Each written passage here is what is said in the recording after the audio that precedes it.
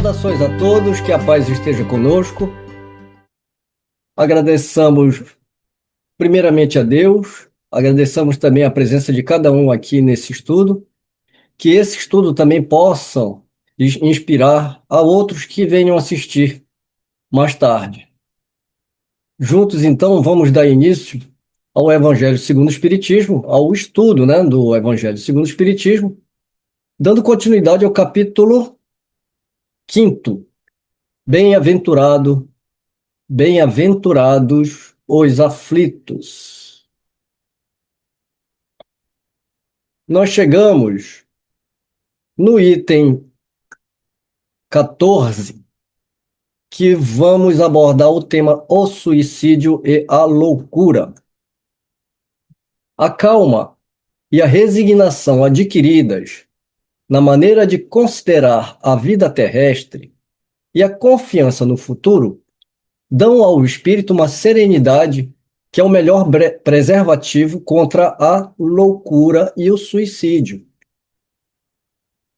Com efeito, é certo que a maioria desses casos de loucura se deve à comoção produzida pelas vicissitudes que o homem não tem coragem de suportar. Se, portanto, pela maneira com que o Espiritismo o faz encarar as coisas deste mundo, o homem recebe com indiferença, mesmo com alegria, os reveses e as decepções que o teriam desesperado em outras circunstâncias.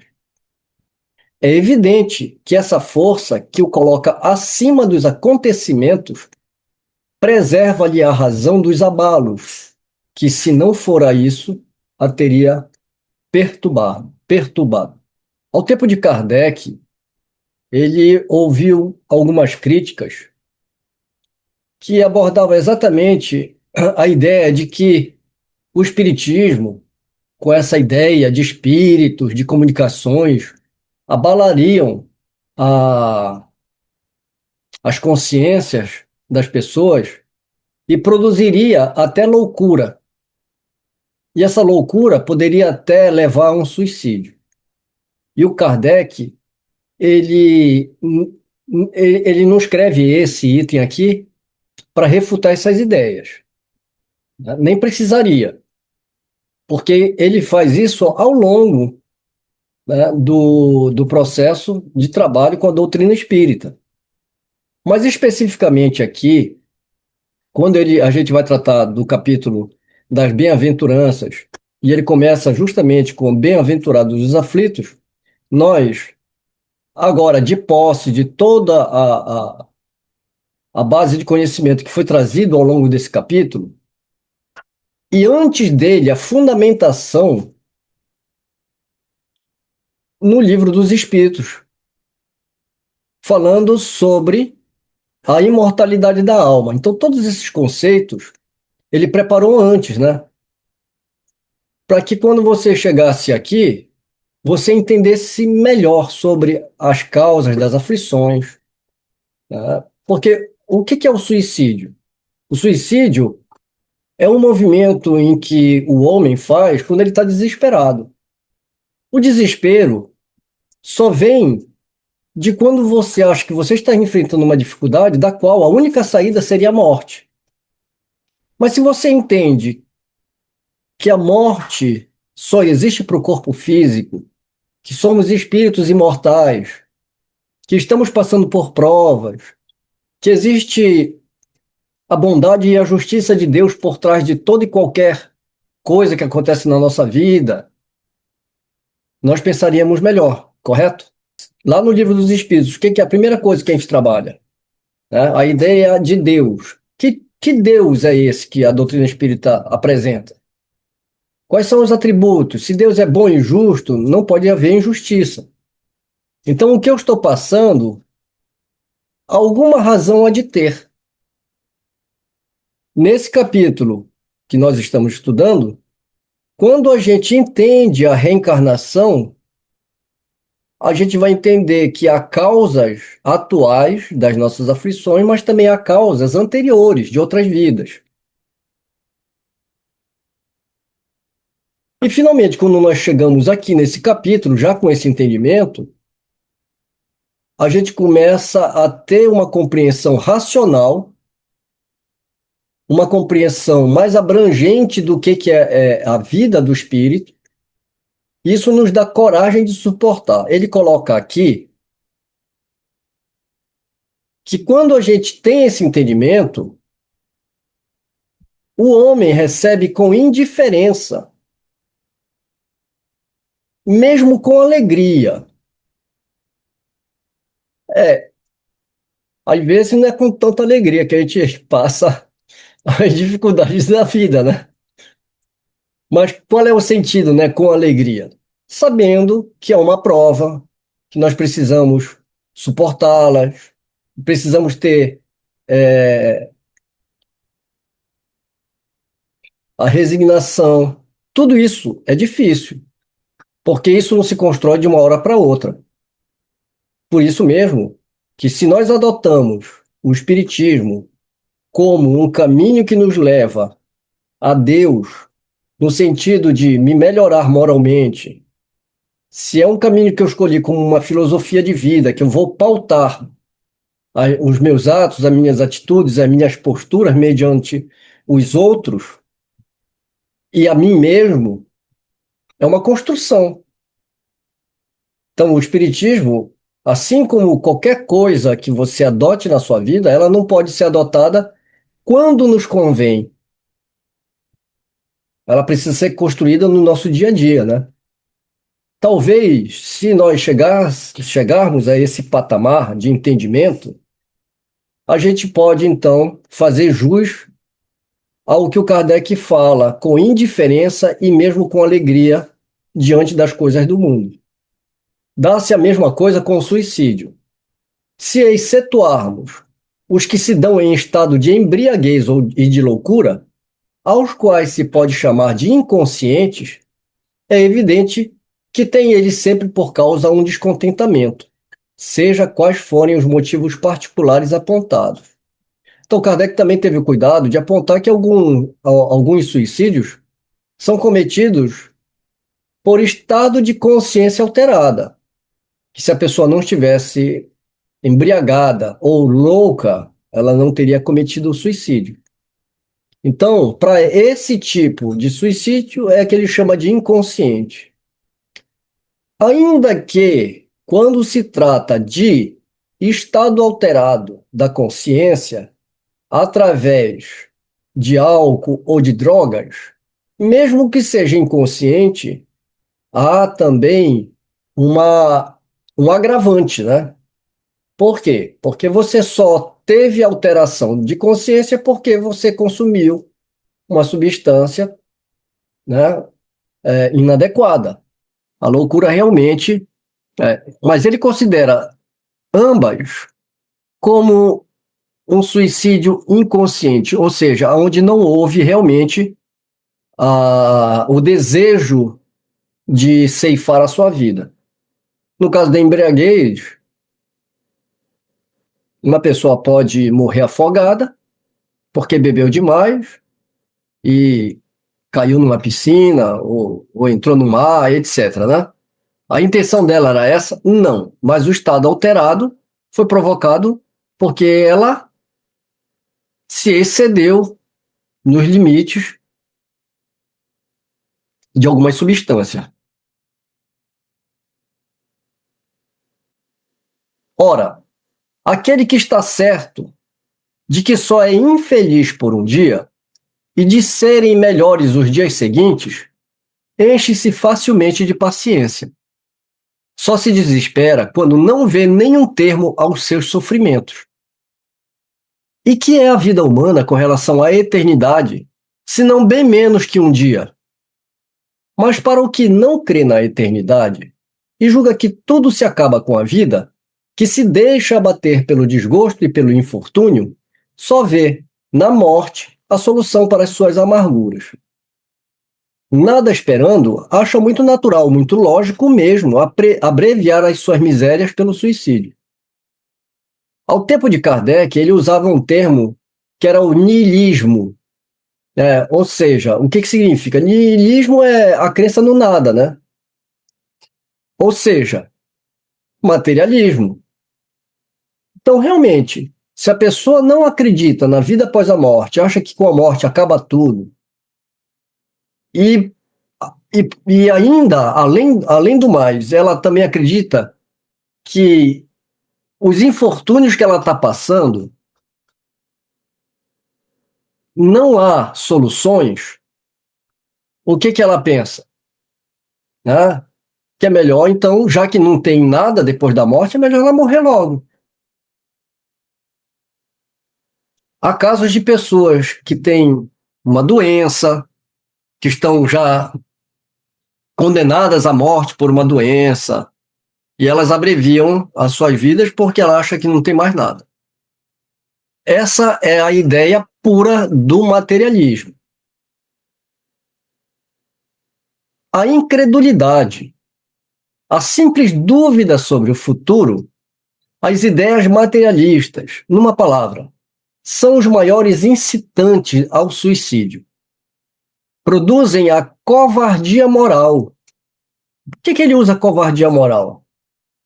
A gente pode entender covardia moral, por exemplo, quantas pessoas não cometem suicídio por puro orgulho?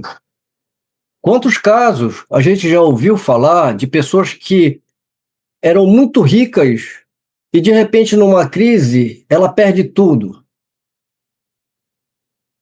O orgulho, não é o orgulho que move ela a tomar essa decisão? Ele fica pensando, como é que eu vou viver agora, né, com tudo que eu tinha e agora não tenho mais nada, vou voltar à condição de pobre de novo, como é que eu vou encarar as pessoas? Então, muitas vezes a pessoa é movida pelo orgulho. Pessoas que estão também doentes, elas descobrem uma doença e elas não querem passar pelo sofrimento, né? E às vezes não é nem pelo sofrimento físico, mas elas não querem que as pessoas saibam que ela está naquele estado. Não é orgulho? Quantas pessoas chegam a uma determinada idade que cultuaram sempre a beleza física, vendo a idade chegar, elas fazem de tudo. É botox para cá, é plástica para colar, é academia para não sei aonde, e quando elas veem que não vão conseguir vencer o envelhecimento, elas preferem morrer do que encarar a velhice com dignidade. Não é orgulho? É diferente de um desespero, né? Então, quer dizer, mesmo por trás de todo o desespero não está baseado no orgulho, e não é só orgulho, né? Mas o principal é o orgulho, né? Então, quando o Kardec ele levanta a questão aqui, quando ele passa para a questão sobre covardia moral, nós podemos pensar nessas questões que eu levantei aqui, né? A incredulidade, a simples dúvida sobre o futuro, as ideias materialistas, né? Porque não é só dúvida no futuro, né? Mas a própria ideia materialista. É, a coisa que você, né, vai acabar com a morte.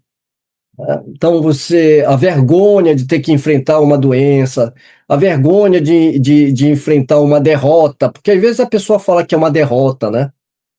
Mas nem sempre, né?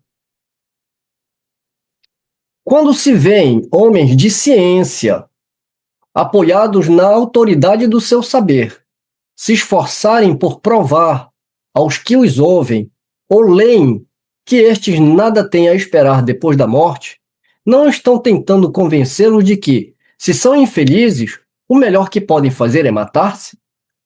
Que lhes poderiam dizer para desviá-los dessa consequência? Que compensação podem oferecer-lhes? Que esperança lhes podem dar? Nenhuma. A não ser o nada. Daí se deve concluir que, se o nada é o único remédio heróico, a única perspectiva mais vale cair nele imediatamente e não mais tarde, para sofrer por menos tempo.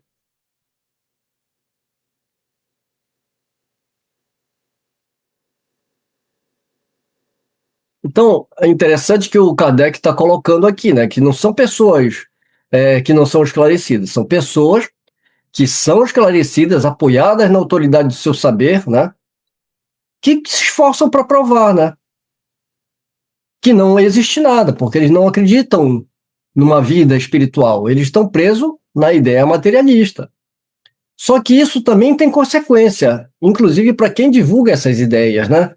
Como ele coloca aqui, a propagação das ideias materialistas é, pois, o veneno que inocula a ideia do suicídio na maioria dos que se suicidam.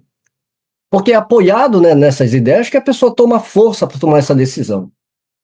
E os que se fazem seus defensores assumem terrível responsabilidade. Com o Espiritismo, a dúvida já não é possível, modificando-se, portanto, a visão que se tem da vida. O crente sabe que a existência se prolonga indefinidamente para além do túmulo, mas em condições muito diversas. Daí a paciência e a resignação que o afastam muito naturalmente de pensar no suicídio. Daí, numa palavra, a coragem moral. Então, aqui ele encerra esse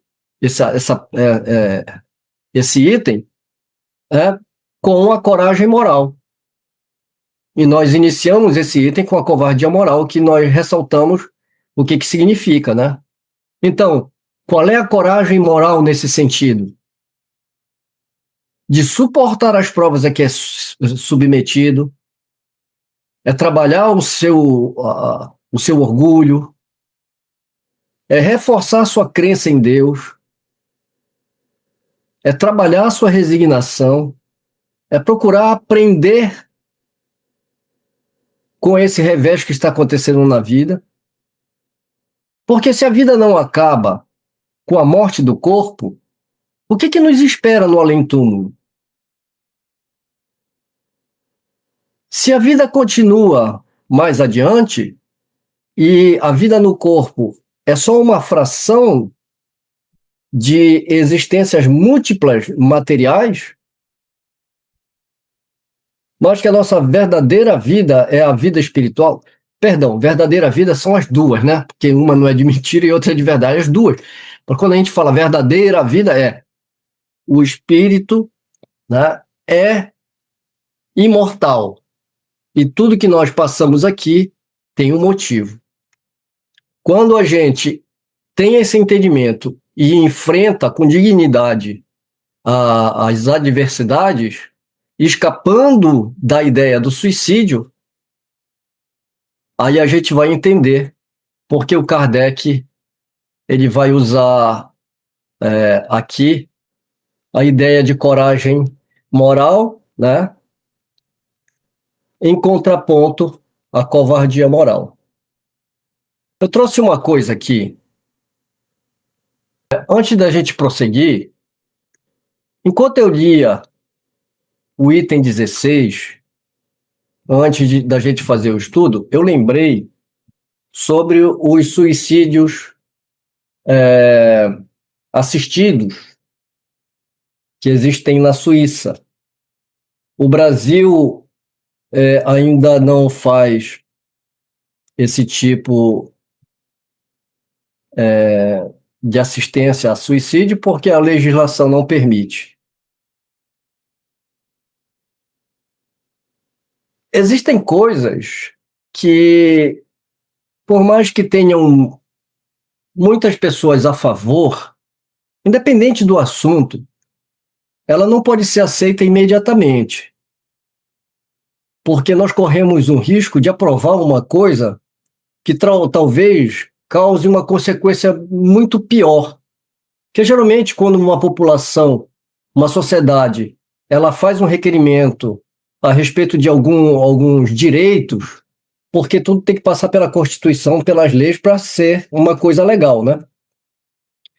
Mas sempre que há uma comoção pública, para estabelecer uma regra para para aquela situação, a gente sabe que existe todo um processo, né? É elaborado uma petição, um colhimento, né? Um recolhimento de assinaturas, apoiando tal projeto, vai para ser analisado, discutido, etc. e tal. Então, no Brasil, transitam muitas ideias com relação à interrupção da vida. O aborto mesmo é um tema que é discutido há muitos anos no Brasil, e apesar de toda a comoção de um lado e de outro, né, ainda não foi aprovado, não foi aprovado. Mas eu tenho uma posição com relação a esse tipo de coisa, porque eu vejo muita gente lutando contra uma coisa ou a favor da outra, né? Que nem o aborto, ou o próprio suicídio. Eu acho que não está errado a ideia de nós combatermos a ideia, mas eu acho que está errado a maneira como se combate a ideia. Esse é um ponto de vista meu, tá? Se vocês fiquem à vontade para... Até gostaria de escutar o que vocês pensam. Mas, por exemplo, nós temos muitas questões morais na nossa humanidade. Então, eu não vejo o porquê de você criar um Dia Internacional do Combate ao Suicídio. Né? O espiritismo, o movimento espírita tem muito isso, apesar de que esse Dia Internacional estabelecido não é pelo espiritismo, né? São campanhas que são feitas, eu acho que é Setembro Amarelo, né? Uma coisa assim, que é apoiado por muitos espíritas.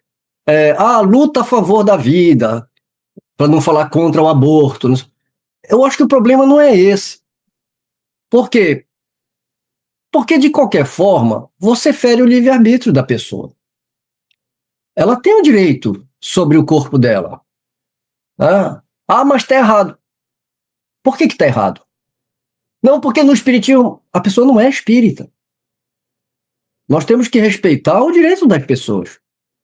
Ela tem. Então, o que a gente deve fazer? Cruzar os braços? Não. Trabalhar as ideias. Né? Então, o espiritismo, ele bem compreendido, ele pode ser bem divulgado. Então, não adianta a gente só ficar divulgando que a gente é contra uma coisa. Né? Porque eu, particularmente, eu não sou contra nada. Você quer abortar? Aborta. Você quer suicidar? Suicida. Né? Mas não é simplesmente um ato passivo da nossa parte. Primeiro é o acolhimento. Você acolher aquela pessoa e tentar demovê-la daquela ideia, primeiro criando uma empatia e se colocando ao lado dela, dando força para ela, lutando com ela. E aos poucos você vai passando a confiança em Deus, né, que nem tudo está perdido, que você está ali junto com ela, etc. É totalmente diferente de você levantar uma bandeira, né? Tinha uma pessoa que era minha amiga, e ela disse, estava estudando espiritismo com a gente, e ela disse: Mário, eu tô numa, como a gente fala, eu tô numa sinuca de bico, porque eu tenho uma ideia sobre o aborto, e eu tenho uma amiga que ela vai fazer o aborto. E ela não tem ninguém para ir lá com ela. E ela pediu para eu ir junto. O que eu faço? O que eu falei para ela? Ela tinha duas saídas. O que vocês acham que ela deveria fazer? Ligar para a amiga dela e falar: não, não vai, se vira. Eu sou contra isso. O que era para fazer, Eliane? Conversar com ela. Fazer exatamente o que a gente falou, né? Ficar do lado dela, apoiar. Né? Agora, Independente do que ela for escolher. você falou a palavra mágica. Independente do que ela vai fazer. Porque no desespero, a pessoa vira para você e fala: tu me ajuda a criar? Eu sumo 9 meses, eu trago a criança, você fica com ela? Eu fico. Com certeza, mas eu estou falando, responde isso naquele momento. Como é que você vai demover uma pessoa de uma coisa que não pode esperar? Das duas, uma. Né? Ou você acolhe ou você joga fora. Ou você vira a costa e fala que o diabo está com ela e vai embora, né? É o que as pessoas fazem, elas viram as costas, né? Bem, concluindo a história. Ela perguntou, né? Ela veio desabafar comigo. Ela não pediu conselho, ela só queria dividir essa coisa com ela. A primeira coisa que eu falei para ela, eu disse: olha, primeira coisa é o acolhimento. Se você puder demovê-la da ideia com razões lógicas, faça isso. Ou seja, lute até o último momento para que ela pense, né? Se ela te perguntar por quê, você dá as explicações para ela sem a esperança de que ela acredite na tua crença. Só que uma coisa que eu aconselhei para ela é que no final, para ela continuar ao lado dela, independente se ela fosse fazer ou não. Ela fez.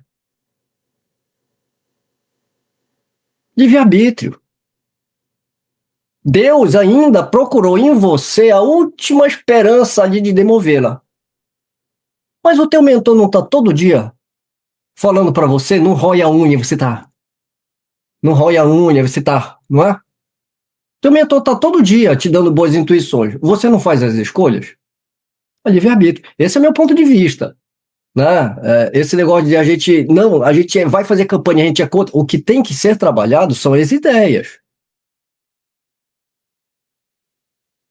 Mais para frente, eu vou adiantar o texto. Mais para frente, Kardec vai falar uma coisa que o que eu estou falando vai corroborar para a gente entrar nessa ideia. O dia que o Espiritismo ele foi entendido por todos, a gente não vai ter esse problema. Então, se hoje as pessoas ainda têm a escolha de cometer suicídio ou de fazer um aborto, é porque elas não estão ainda preparadas para isso. Não têm o conhecimento da doutrina espírita. E isso aumenta a nossa responsabilidade com relação a fazer divulgação do verdadeiro espiritismo, do espiritismo bem compreendido.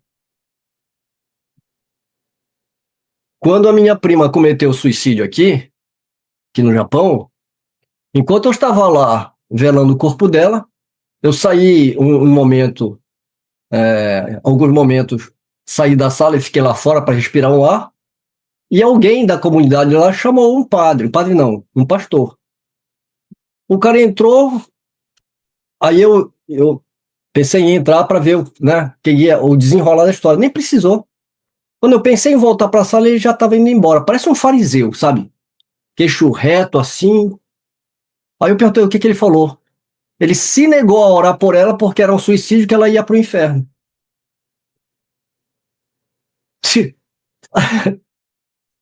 A menina não morreu, né? O espírito dela ainda está perturbado ali. Mas ele tem esse entendimento? Não tem. Aí o que você vai falar? Vai meter o pau no pastor? Porém, Kardec nos leva a uma outra reflexão aqui, ó.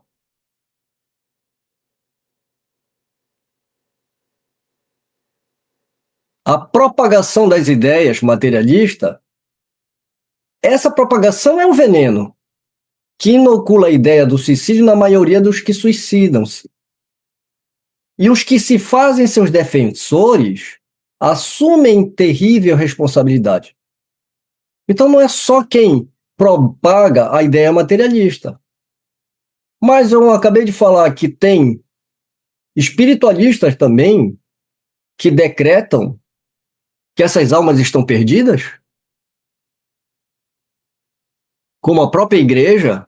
Até um tempo atrás você não poderia enterrar uma pessoa na igreja, porque o costume era de enterrar na igreja, né, os corpos.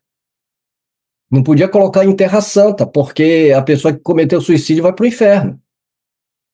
Então aí eu pergunto, isso não é acolhimento, né? Isso é terrorismo ideológico, né? Então eu penso que realmente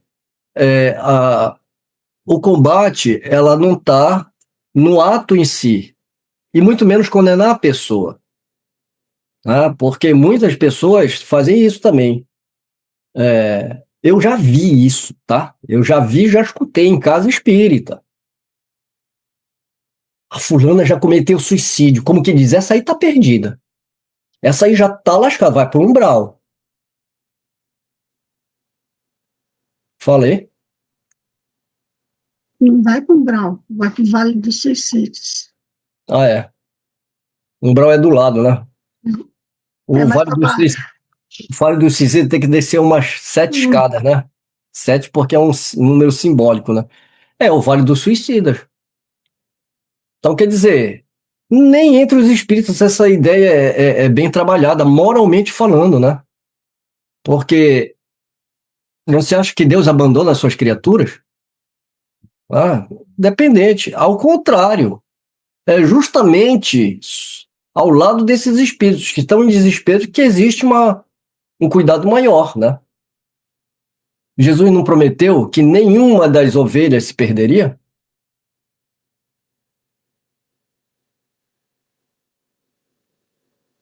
Então, quando eu falo com relação ao combate do suicídio, eu acho que o combate do suicídio ele começa em todas as frentes. Nós não temos que ter um dia, tá? Você tem um dia e depois dos outros dias o que você vai fazer? Como é que cada um de nós trabalha esse tema? Como é que a gente acolhe as pessoas? Como é que a gente conversa sobre essas ideias? Porque não pode ser de uma forma proselitista, né? Porque às vezes a gente quer convencer as pessoas do que a gente acredita. E se elas não acreditarem, tá tudo bem também. Mas independente da dor que a pessoa está passando, você tem que acolher aquela pessoa que está em aflição e não ficar. Você não vai ajudar nada a uma mãe que perdeu um filho através do suicídio dizer que ele está no vale dos suicidas. Porque se essas obras que falam sobre esses vales do suicida, mesmo o Nosso Lar, eu fico pensando que quem não teve um parente morto pelo suicídio, serve como uma prevenção para a pessoa não fazer, para não passar o que aquele espírito passou. Mas eu não fico pensando em quem não cometeu. Eu fico pensando em quem teve um ente querido que cometeu. Esse livro é consolador?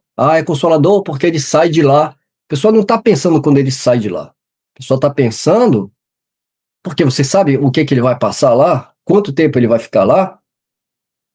A ideia de ver o seu corpo sendo queimado ou sendo enforcado, repetido, sabe? Eu acho que não é por aí, não. Você leva um terror para as pessoas e de uma maneira equivocada. Porque quantos espíritos que cometeram suicídio não foram imediatamente socorridos?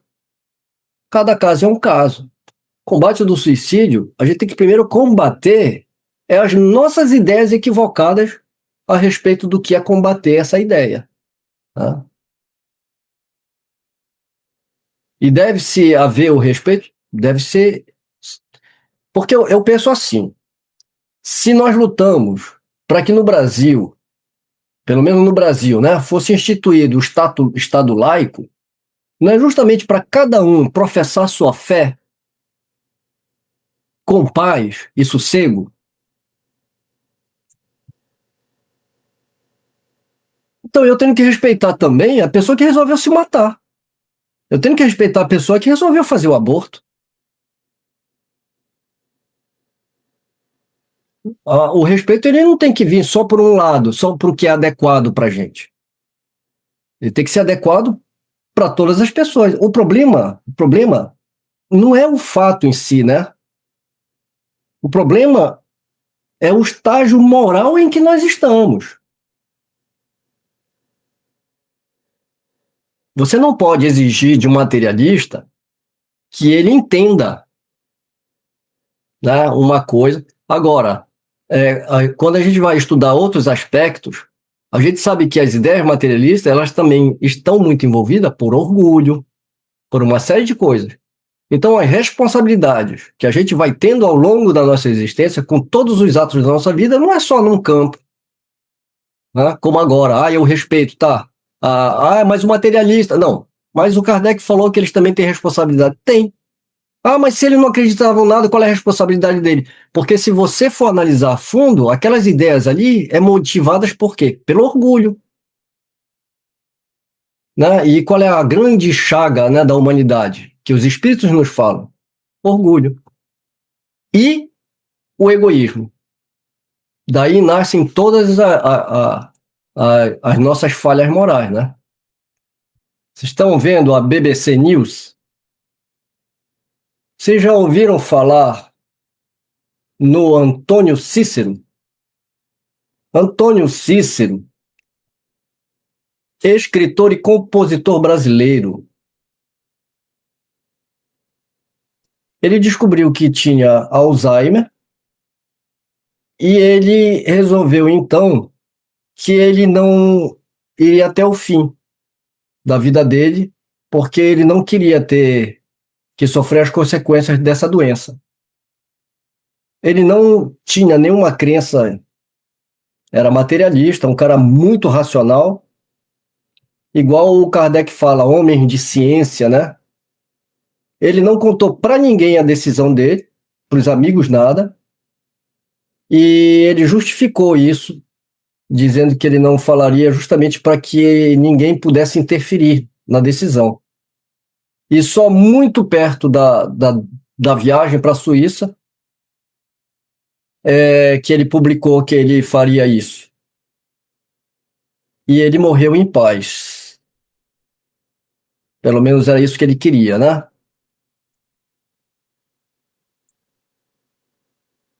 Ele era irmão da Marina Lima. Vocês conhecem a Marina Lima, né? A cantora carioca, né? Era irmã dela.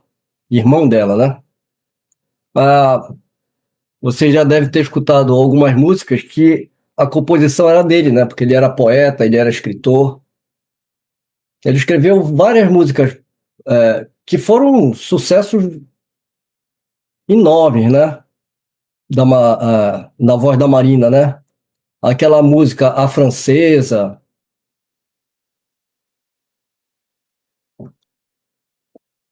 A Suíça é permitido, né? Como é que funciona? Bem, você faz um contrato com eles, eles preparam a sala com o medicamento está ligado a um controle que fica na tua mão, igual um botão, é um controle remoto. Toda a parte legal, tudo isso daí, testamento, tudo é providenciado por eles, né? É lógico que você já pode fazer e tal. Depois que está tudo documentado, como lá é legal, tá tudo certo, né? Aí você só aperta o botão, funciona assim. Você aperta o botão e você apaga, como se você dormisse, você não tem sofrimento nenhum. Tá? Mas é triste, né? Pra gente que é espírita, a gente sabe quais são as consequências. Eu não falo na consequência, essa consequência eu acho terrível. Sabe? Quando se fala de suicídio na casa espírita, meu, é terrível. As ideias que você vai, sabe? É um show de horror para mim, aquelas narrativas desnecessárias, né? Então, sempre quando vai falar sobre isso nas casas espíritas, para mim é um terror mental, né? Se faz muita estardalhaço em cima desse ato, né? Estardalhaço no sentido de fala muita coisa ruim, entendeu? Né? Também não é isso. É a maneira como trata o assunto, entendeu? Né? As ameaças. Cara, qual é a diferença do que a igreja faz com a gente? O terror, né? O mesmo, né? Então, aí eu pergunto, onde que é consolador? Né? Você fazer uma palestra falando que a pessoa... Aí você tem uma mãe que foi no centro espírita acalmar o coração dela porque acabou de perder o filho que cometeu suicídio.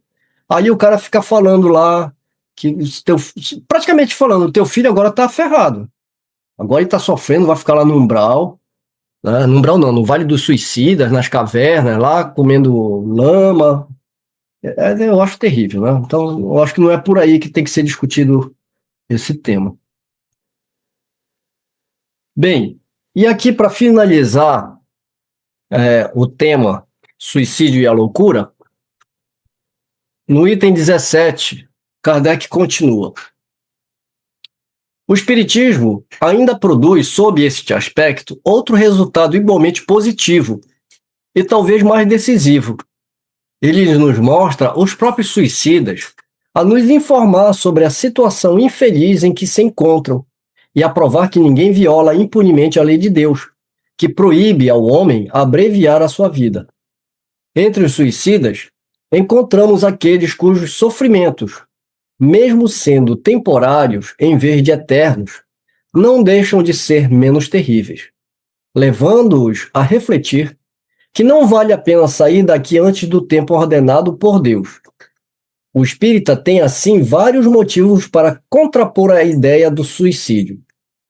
A certeza de uma vida futura, na qual ele sabe que será tanto mais feliz quanto mais infeliz e mais resignado haja sido na Terra.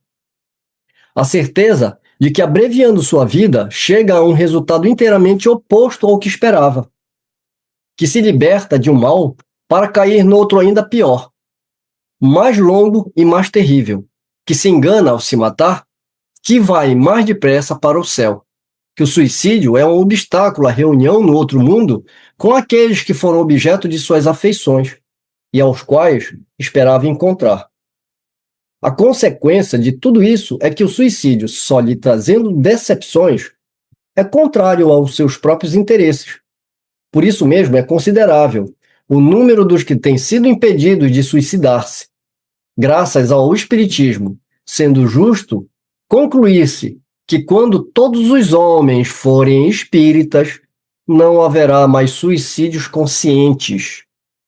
Comparando-se, pois, os resultados das doutrinas materialistas e espíritas, sob o ponto de vista do suicídio, verificamos que a lógica das primeiras conduz a ele, enquanto a lógica espírita o evita, o que é confirmado pela experiência. Então, como Kardec frisa, né? Quando todos tiverem a consciência, né, o conhecimento que a doutrina espírita proporciona, ou seja, quando todos os homens forem espíritas, né, quando ele fala todos os homens forem espíritas, não necessariamente que a pessoa ela vai ter que frequentar uma casa, porque a ideia de Kardec, inclusive, ele deixa claro, né? Os espíritas precisam ter alguma condição para se filiar ao espiritismo? Não. Tem muitos, inclusive, que são espíritas sem o saber que são espíritas, porque carregam as ideias espíritas. Então, quando ele fala todos os homens foram espíritas, ou seja, quando a humanidade tiver o conhecimento que a doutrina espírita proporciona, não haverá mais suicídios, pelo menos conscientes. A gente encerra esse capítulo. Como sempre, a gente lembra que a didática de Kardec no Evangelho é sempre trazer uma passagem onde a passagem do Evangelho, né, seja qual dos 4 evangelhos forem, né, do Novo Testamento, ele traz, porque lá estão contidos os ensinamentos morais. Então, Kardec sempre traz uma passagem em que ele possa tirar uma mensagem moral, faz uma análise, um estudo, uma exegese daquela passagem segundo os princípios espíritas, que é o que a gente está fazendo aqui. A gente está nessa segunda fase. E a gente entra por uma terceira fase nesses capítulos. Agora que nós lemos a teoria, agora que Kardec faz um estudo à luz do Espiritismo, trazendo a teoria espírita, ele vai abrir agora para que os espíritos superiores se manifestem, nos dando instruções. O que é isso, senão a prática? É a vivência de um espírito que está na erraticidade, que tem conhecimento. Então, as instruções dos espíritos seria a prática dessa parte teórica. Então, nós vamos entrar agora nas instruções dos espíritos, com o tema bem e mal sofrer, e eu peço para a Sayuri, então, fazer a leitura dessa mensagem. Instruções dos Espíritos, bem e mal sofrer.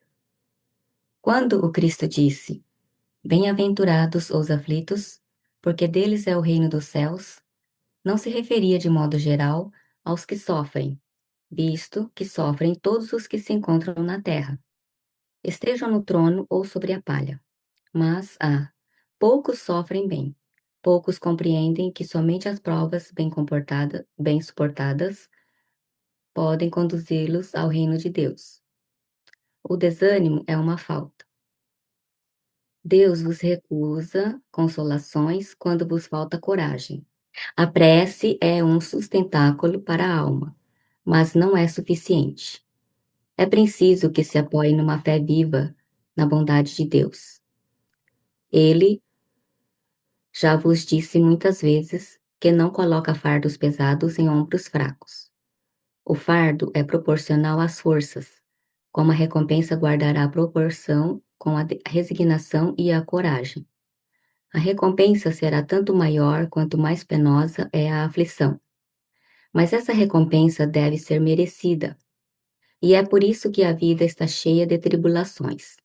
O militar que não é mandado para as linhas de fogo fica descontente, porque o repouso no campo não lhe faculta nenhuma promoção.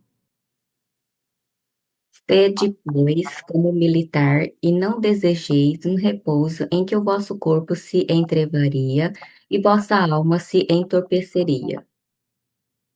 Alegrai-vos quando Deus vos enviar para a luta.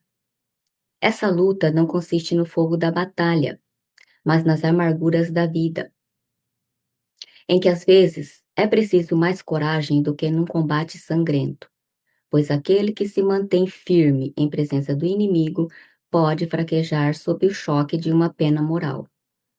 O homem não recebe nenhuma recompensa por essa espécie de coragem, mas Deus lhe reserva a palma da vitória e um lugar glorioso. Quando vos advenha uma causa de sofrimento ou de contrariedade, sobreponde-vos a ela. E quando houverdes conseguido dominar os ímpetos da impaciência, da cólera ou do desespero, dizei para vós mesmos, com justa satisfação: fui o mais forte. Bem-aventurados os aflitos pode então traduzir-se assim: bem-aventurados os que têm ocasião de provar sua fé, sua firmeza, sua perseverança e sua submissão à vontade de Deus, pois terão centuplicada a alegria que lhes falta na terra, porquanto, após o trabalho virá o repouso. Mensagem dada pelo espírito Lacordaire em Le Havre, 1863. Interessante, né? Primeiro que é uma mensagem consoladora, mas essa mensagem também nos lembra que mesmo quando a gente é abatido, né, pelo desânimo, ele nos lembra que a prece também é uma ferramenta para nos auxiliar na nossa fé. Porque todo aquele que entra num estado de oração, ele também abre um campo propício para a influência do mentor, né? Para a influência dos bons espíritos. Então é aquela coisa também da gente ter muito cuidado, né? Porque nós estamos o tempo todo mergulhados no fluido cósmico universal. A gente tem que lembrar que a gente está, né, dentro de um campo gigantesco e que as afinidades com os nossos pensamentos, ela é imediatamente sintonizada, né, com aqueles espíritos que estão na mesma vibração. Motivos de tristeza, de desânimo, a gente tem. E não tem como evitar isso porque faz parte das nossas emoções. Não é errado ou é uma coisa ruim. Ao contrário, nós vemos pessoas que guardam muito as suas emoções e no futuro tem problemas, né? Então, se a gente está passando por um desespero, está com vontade de chorar, chora. Está com vontade de gritar, grita. Mas isso é um recurso para que a gente possa aliviar as nossas emoções. Mas a gente deve lembrar que esse tipo de sentimento é só um lugar para que você possa, ao contrário, né, do que às vezes a gente pensa que é uma coisa ruim, não. Às vezes é só para você poder ali descarregar um pouco dessas emoções, né? E não se demorar muito ali. E a maneira da gente sair dali é uma delas, né? É a gente se sintonizar com os bons espíritos através da prece. Pedir força, coragem, resignação. E outra coisa, alguém aqui já tentou resolver uma coisa de cabeça quente? Aqui só tem gente zen, né? Acontece um negócio, já entra em vibração positiva, né? O que acontece quando a gente resolve as coisas de cabeça quente? Vocês já viram discussão de trânsito? Então a gente passa por muitas situações que, se a gente tivesse mais calmo, a gente teria feito de outra forma. Então não adianta a gente resolver as coisas, né? Por quê? Porque uma sintonia dessa, é que eu estava falando, você entrou na sintonia dele, daqui a pouco vocês estão indo para as vias de fato. Aí começa-se uma briga com os próprios punhos, daqui a pouco o cara entra no carro, pega uma arma, acaba com você, né? Essas situações que a gente passa, aqui falando sobre essa questão do suicídio, a questão da vicissitude que a gente passa, é tudo isso, né? É a gente, por mais triste, por mais que a gente esteja em dificuldades, é a gente se harmonizar e sair dali o mais rápido possível. Então, o recurso da prece é um recurso muito adequado, né? E não só para isso, né? Para todos os momentos da nossa vida, né? Vamos encerrar o estudo de hoje com a última mensagem. Última não, com mais uma mensagem, né?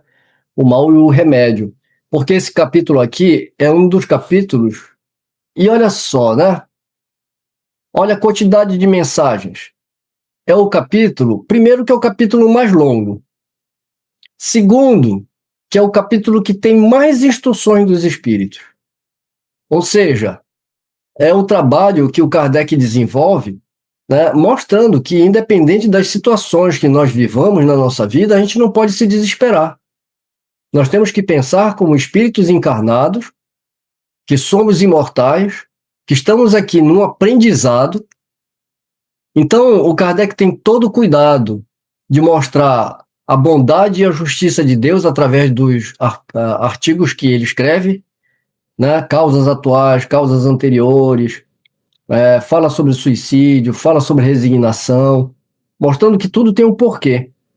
E ele encerra com as instruções dos espíritos. E é o capítulo que mais instruções dos espíritos tem. Como quem diz, né? Estamos ao lado de vocês. Estamos mandando essas mensagens aqui consoladoras. Tendes força, tendes fé. Vamos caminhando. Usem o que de mais nobre vocês têm, né? De mais rico que vocês têm, que é a fé racional, a oração, a crença em Deus. A próxima mensagem, a próxima instrução, melhor dizendo, que está no item 19, é o mal e o remédio. E assim começa a instrução. Será a terra um lugar de alegrias, um paraíso de delícias? A voz do profeta não ressoa ainda aos vossos ouvidos? Não proclamou ele que haveria choro e ranger de dentes para os que nascessem nesse vale de dores? Vós que nele viestes viver, esperai, pois, lágrimas ardentes e sofrimentos amargos, e por mais agudas e profundas que sejam as vossas dores, voltai os olhos para o céu e bendizei o Senhor por vos ter querido experimentar. Ó homens, então só reconheceis o poder do vosso Senhor quando ele vos haja curado as chagas do corpo e coroado vossos dias de beatitude e felicidade? Então não reconheceis o seu amor, senão quando vos tenha adornado o corpo de todas as glórias, e lhe haja restituído o brilho e a alvura? Imitai aquele que vos foi dado para exemplo. Tendo chegado ao último grau da abjeção e da miséria, deitado sobre um monturo, disse ele, e se refere a Jó. Jó disse a Deus: Senhor, conheci todas as alegrias da opulência, e me reduzistes à mais absoluta miséria. Obrigado, obrigado, meu Deus, por haverdes querido experimentar o vosso servo. Até quando os vossos olhares se deterão nos horizontes que a morte limita? Quando, afinal, vossa alma quererá lançar-se para além dos limites de um túmulo? Mas, ainda que chorasseis e sofresseis a vida inteira, que representa isso ao lado da eterna glória, reservada ao que tenha sofrido, aprova com fé, amor e resignação.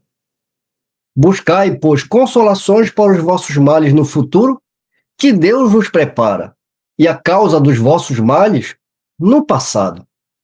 E vós, que mais sofreis, considerai-vos os bem-aventurados da terra. Como desencarnados, quando planáveis no espaço, escolhestes as vossas provas, por vos julgardes bastante fortes para as suportar. Por que murmurar agora? Vós que pedistes a riqueza e a glória, queríeis sustentar a luta com a tentação e vencê-la. Vós que pedistes para lutar de corpo e espírito contra o mal moral e físico, já sabíeis que quanto mais forte fosse a prova, tanto mais gloriosa seria a vitória. E que, se triunfasseis, mesmo que o vosso corpo fosse lançado no monturo, dele, ao morrer, se desprenderia uma alma de resplendente alvura, purificado pelo batismo da expiação e do sofrimento. Que remédio, então, prescrever aos atacados de obsessões cruéis e de males cruciantes? Só um é infalível: a fé, o apelo ao céu. Se no auge dos vossos mais cruéis sofrimentos entoardes hinos ao Senhor, o anjo à vossa cabeceira vos apontará com a mão o sinal da salvação e o lugar que um dia ocupareis. A fé é o remédio certo para o sofrimento.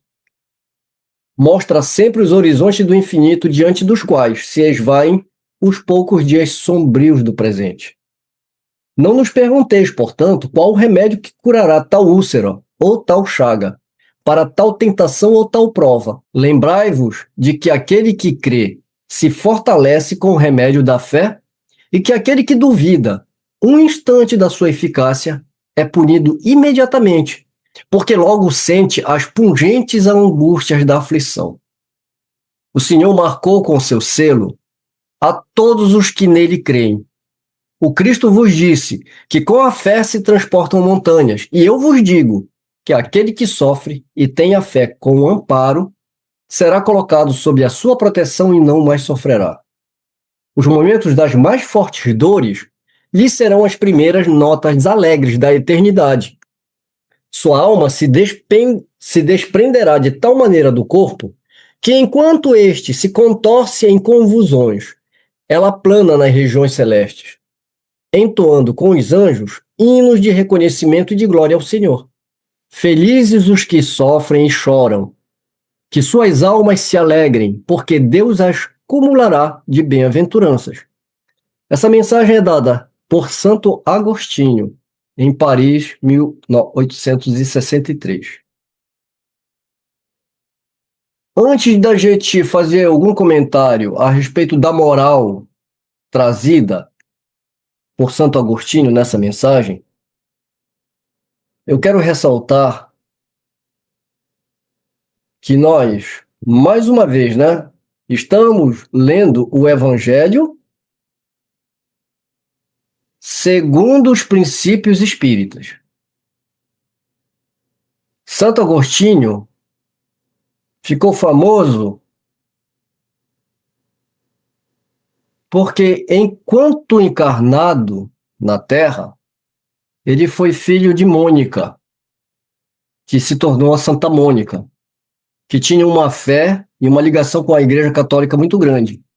Santo Agostinho era um rapaz dado aos prazeres do mundo. Santa Mônica nunca desistiu do filho. Sempre orou e queria que o filho tivesse um outro tipo de vida, né? Ela lutou para que ele tivesse uma vida mais de acordo com a igreja.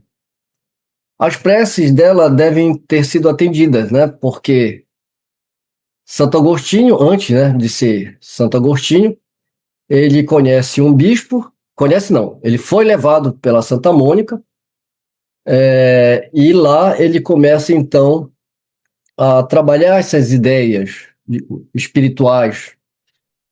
E ele se torna então um homem que lutou para combater todas as vicissitudes que ele tinha. Ele foi largando todos os vícios, largando aquela vida mundana que ele levava e se dedicou então à igreja. E se tornou um dos pais da igreja, a gente pode falar, né? Que hoje, quando a gente olha para a história. Ele foi um homem que venceu a si mesmo dentro do seu tempo e se tornou bispo de Hipona. Estou falando tudo isso porque muitas pessoas elas continuam lendo o Evangelho segundo a Igreja Católica. E muito se questiona por que Kardec coloca o espírito de um santo da igreja. Não, Kardec não colocou o espírito de um santo da igreja. Kardec colocou um espírito que teve uma experiência humana muito rica e que hoje, como espírito, alcançou um entendimento dos princípios espirituais na erraticidade, e ao dar essas comunicações, ele não está dando a comunicação como um padre da igreja. Agora, como espírito, conservando a sua individualidade, mas tendo o seu entendimento ampliado, agora, na erraticidade, ele consegue perceber o que era realmente dogma da igreja e o que era realmente uma vida espiritual. Quando nós lemos essa mensagem, a gente vai perceber um linguajar muito de quem era da igreja, não é? A gente viu ele falando de batismo, a gente viu ele trazendo Jó, mas Jó não é trazido só por ele, o próprio Kardec utiliza, né, muitos exemplos, porque Jó, nas escrituras do Antigo Testamento, é um ensinamento muito profundo de um homem que teve toda a graça de Deus e no dia que ele caiu na miséria, ele não rejeitou esse Deus. Ele louvou esse Deus tanto na fartura quanto na amargura. Muitos falaram para Jó abjurar a esse Deus, porque agora ele estava na miséria, tinha perdido tudo, inclusive a própria saúde, por isso que ele estava jogado no monturo, né? E ele fala: eu vim sem nada do ventre da minha mãe e voltarei para lá do mesmo jeito. Tudo que eu tive foi Deus que me deu. É muito justo que ele me tire a hora que ele quiser. Jó, ele é a figura da resignação, da fé. Por isso que ele é trazido aqui várias vezes. E serve para a nossa vida também, né? Jó existiu de verdade? Pouco importa. Importa é o fundo moral dessa história. Quando ele fala aqui, né, sobre o batismo, que batismo que ele está falando? Ele está falando do batismo, da água da igreja? Não, ele está fazendo uma analogia. Porque qual é o simbolismo do batismo? Simbolismo do batismo, não só na igreja, mas como de toda... O batismo, ele representa a entrada de uma pessoa que não tinha aquela fé, entrando numa determinada fé. No judaísmo, você também tem os ritos de iniciação, você tem em todas as igrejas. Mesmo quando você vai fazer parte de uma igreja, você vai ser banhada, né? Você vai ser... É o batismo. Quando ele fala aqui, ao morrer, né? Vamos pegar o parágrafo aqui, ó. vós que pedistes para lutar de corpo e espírito contra o mal moral e físico, ou seja, você estava na erraticidade, pediu as provas, uma nova encarnação. Você não pediu então para lutar de corpo e espírito contra o mal moral e físico? Se você pediu, você já sabia que quanto mais forte fosse a prova, tanto mais gloriosa e vitoriosa seria. E que se você triunfasse, mesmo que o vosso corpo fosse lançado no monturo, se referindo a Jó, ao morrer, se desprenderia uma alma de resplendente alvura. Por quê? Porque a prova é justamente essa, para você vencer as suas dificuldades. E ao final da luta, quem venceu foi o espírito. E como é que se dá essa luta? Como é que se sai, aliás, dessa luta? A alma sai dessa luta purificada pelo batismo da expiação e do sofrimento. O que é uma reencarnação? Não é uma prova? Não é uma expiação? Nem sempre uma prova de expiação requer o sofrimento, mas muitas sim. Então, quando ele fala purificada pelo batismo, tende o batismo aqui como a ideia de algo que te introduz numa outra fase de evolução, ou numa nova fase. Eu estou me dando o trabalho de explicar aqui porque eu já tive que falar muito sobre isso para outras pessoas. Ah, mas tem batismo lá, que era o Santo Agostinho. Vamos tirar o espírito da letra. Agostinho, ele continua usando a linguagem que ele usava quando ele era bispo. Mas em momento nenhum ele fala sobre dogmas e pensamento católico aqui. Ele está falando de acordo com o espírito que ele é. E aqui ele não está falando sobre a erraticidade que nós pedimos nas nossas provas. O dogma da igreja não comporta a ideia da reencarnação nem essa ideia que ele trouxe. Ah, então não é Santo Agostinho. Não. Santo Agostinho encarnado que nós conhecemos, não. Mas Santo Agostinho como espírito, sim. Mas a mensagem é belíssima.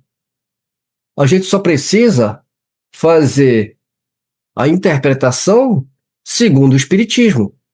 Ah, mas Kardec podia ter colocado outras palavras aqui, né? Ou poderia ter ressignificado essas palavras. Kardec já fez isso. Kardec já ressignificou isso. Então, quando se fala de castigo, Kardec não precisa estar toda hora falando, olha, castigo não é isso, castigo é aquilo. Não. Quando ele te apresenta os atributos da divindade falando num Deus justo e bom, o castigo já está ressignificado. Então o problema não é que Kardec escreveu o castigo, o problema é como nós lemos a doutrina espírita. Entende por que você não pode ler esse livro sozinho? Você tem que ter a base, que é o livro dos Espíritos, porque aí cai por terra todo esse vocabulário aí. Agora, precisa a gente explicar cada palavra que foi usada por Santo Agostinho para aqueles que estão interpretando com a ideia da igreja. E pedir para que eles leiam o livro dos Espíritos, leiam o livro dos Médiuns, porque lá está a ressignificação. Tirando todas essa forma de olhar para o texto, interpretando ela segundo os princípios espíritas, ela fica muito clara, né? E é belíssima essa mensagem. E vem de um espírito que venceu a ele próprio numa existência. Então, quando a gente fala, mas a mensagem é de um cara que já é santo, né? Mas quando ele estava na Terra, ele não era, né? Ele era igual qualquer um de nós. Eu diria até que pior. Porque algumas pessoas que eu conheço nem têm tantos vícios assim. Mas daí a gente vencer, né, essas provas é de acordo com cada um. A gente não pode, não deve também se comparar com os outros, né? Porque não existe medida de comparação. A comparação que a gente tem que fazer é conosco mesmo. Você quer saber se você está bem? Está melhor? Ou se piorou?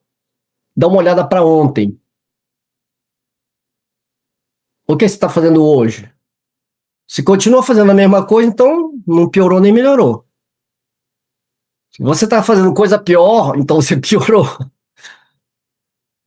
Aliás, é um conselho de Santo Agostinho, né, que está no Livro dos Espíritos também, né? Como é que se vence isso? Ele faça como eu. Todos os dias eu passava em vista o dia que eu vivi. Vi as coisas boas que eu fiz e as coisas más que eu fiz.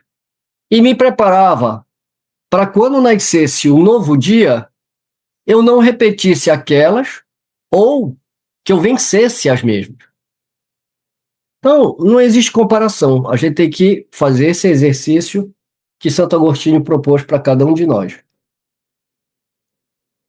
Nós temos ainda mais algumas instruções dos Espíritos que eu gostaria que a gente meditasse a respeito delas durante a semana, que a gente se preparasse para o próximo estudo, que é quando nós vamos fazer a leitura das demais.